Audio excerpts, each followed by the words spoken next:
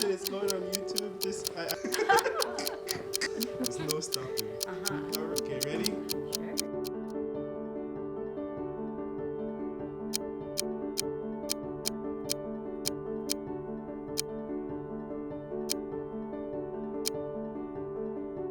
Hi, my name is Niklas. I'm originally from Germany. Hi, my name's Komal and I'm from India, and the city I come from is Bangalore, and it's known as like the Silicon City. My name is Gloria, and Chinese name will be Wu Bingchen. I'm from Taiwan. My name is Jack. I'm originally from the UK. My name is Johan Sjög. I come from Stockholm, Sweden originally, but I've been living down south in southern Sweden since like 10 years ago. My name is Meg, and I'm from the US. Right, what do you like to do? What do I like to do? Well, when I have free time, I like to cook and I like to bake. I think I spend most of my time in reality though playing video games and spending time with my cats. I really like doing sports and going out with friends and going to bars. But if I had to choose, I will choose cooking, I will choose dancing, and watching controversial TV shows. I love traveling. I love playing with my cats. Some sports, not too much. I enjoy photography a lot and spending time with my wife and our newborn daughter.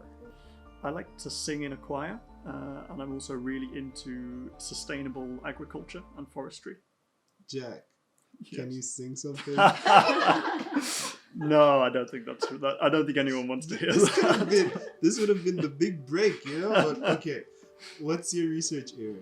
My research area is public health, specifically sexual and reproductive health and rights. At the moment, I work with sexual harassment as a public health area of concern. My research area is in tuberculosis, so infectious microbiology, and my research is focused on the treatment aspect of the disease. So endocrinology, specifically a diabetic foot condition that nobody really understands. I am in the field of neuroscience, and I am studying specifically Alzheimer's disease and how it develops. I'm working in the biomedical field, specifically in immunology. Okay, so I used to be a lab technician in the blood center. So my research area is in the transfusion medicine, how to provide a safer blood for the patients and also have more quality blood from the donors.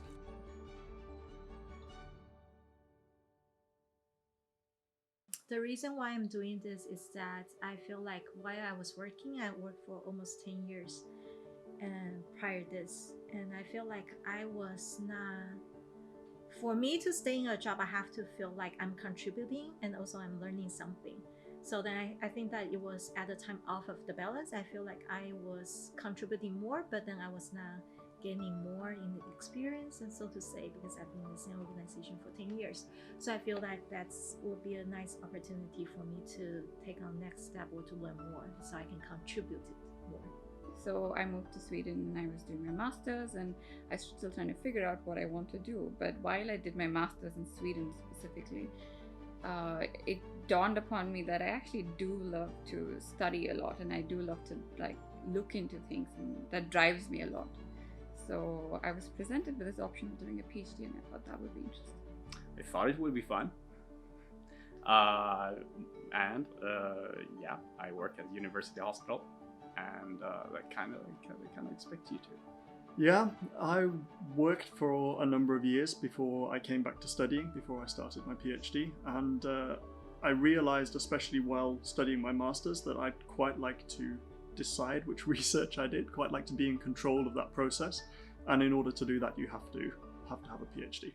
I would say because I'm interested in what I'm doing, and it's really during my course of studies I studied biology, and I always was fascinated about medical science and hopefully having an impact on our knowledge and driving our medical treatments forward. So I would say interest. I had a really, really good high school biology teacher. Shout out to Mr. Brannon. And he made me fall in love with biology. And then I took a psychology course, and that made me interested in kind of neuroscience, cognitive science. for psychology. And then in university, when you go into biology, most people are pre-med, and seeing what they had to do and, you know, what faced them in the future, I was like, I don't think I'm cut out for that. So the alternative when you're a biology major is to go do a PhD. So I was interested in research, and I just stuck with it. I'm gonna do a PhD one day. I think in the beginning it was definitely mental health. It wasn't necessarily caused by starting a PhD and the stress, but it was exacerbated.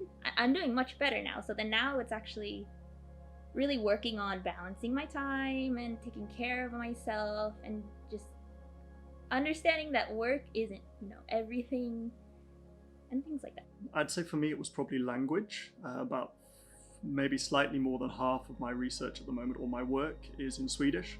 So when I arrived, that was a bit of a steep learning curve, especially since academic Swedish is a bit different to sort of Swedish on the street. Yes, I guess coming back to school after 10 years, and then there's a lot of knowledge gap at first, but then I guess it was the scary of this feeling when you come to the course and then you feel like everyone else is so great, they are so excellent, they have so much expertise, and I was at the course and I was thinking, I don't know about this, I don't know about that, and so much reading I have to catch up. It's the downing feeling that I had at first that almost caught me, but then I feel like this is a study, you know, PhD is a study, so the purpose for a study is to learn.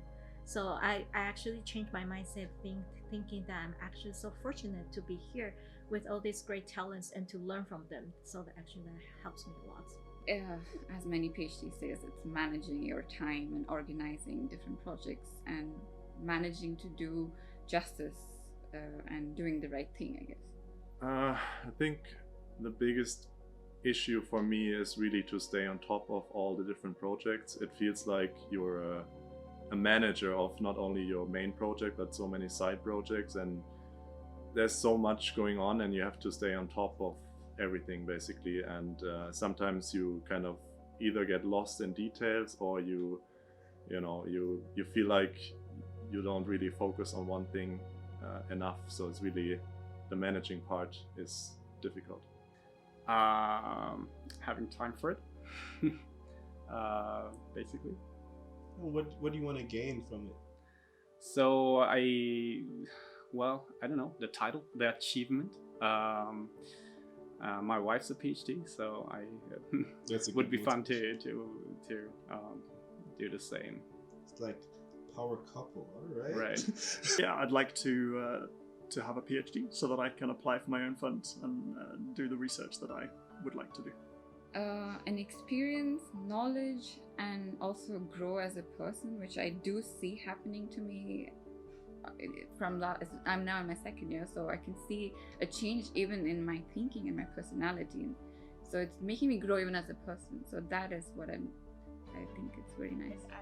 I would like to grow as a person. I want to be my best self, and I also want to try to do something, because I always tell myself I want to make the world a better place. So I hope I can do something towards that goal. I'm really interested in my project and what I'm doing. But of course, at the end of the day, I want to work, I want to earn money.